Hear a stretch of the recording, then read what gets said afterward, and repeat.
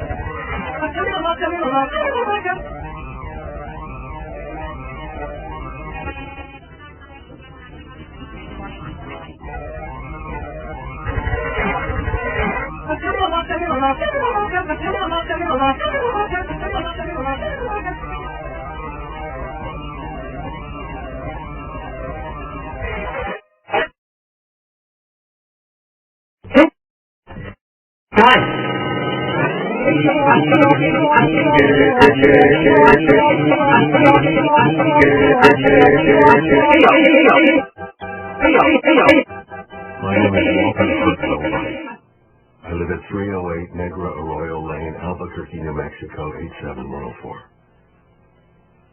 This is my confession. If you're watching this tape, I'm probably dead. Murdered by my brother-in-law, Hank Schrader. Hank has been building a meth empire for over a year now and using me as his chemist. Shortly after my 50th birthday, Hank came to me with a rather shocking proposition. He asked that I use my chemistry knowledge to cook methamphetamine, which he would then sell using his connections in the drug world. Connections that he made through his career with the DEA. I was astounded.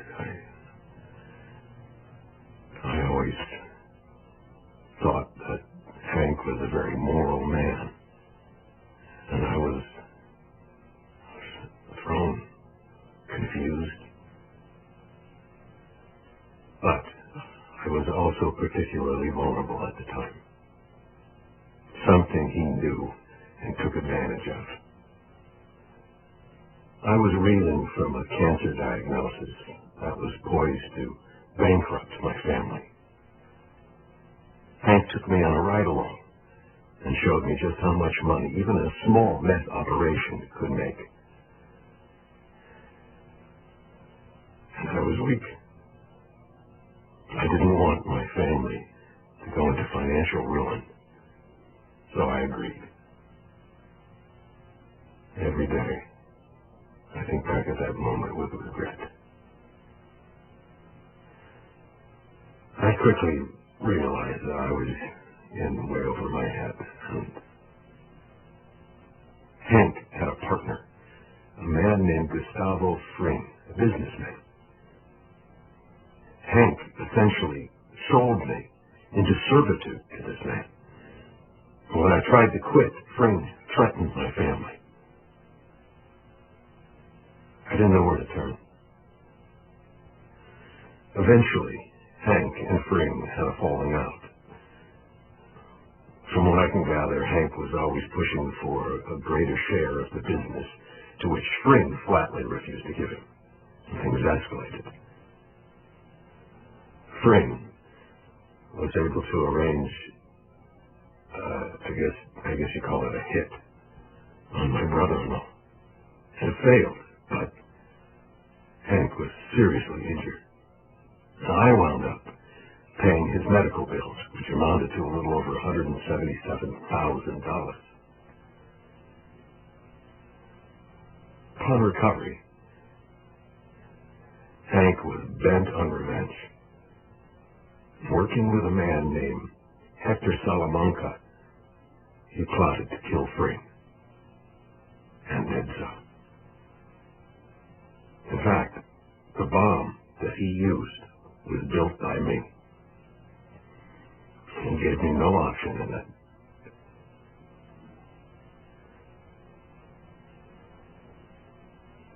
I've often contemplated suicide, but I'm a coward. I wanted to go to the police, but I was frightened. Hank had risen in the ranks to become the head of the Albuquerque DEA. And about that time, to keep me in line, he took my children from me. For 3 months, he kept them. My wife,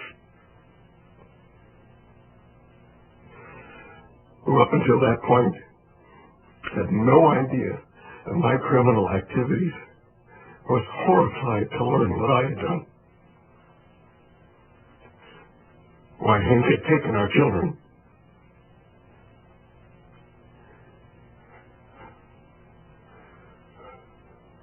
They were scared.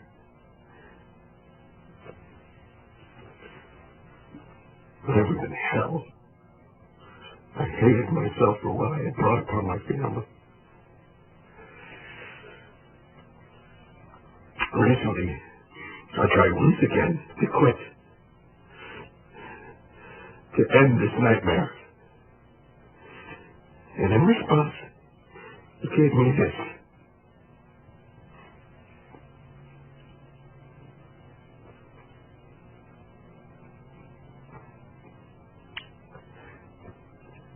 I can't take this anymore.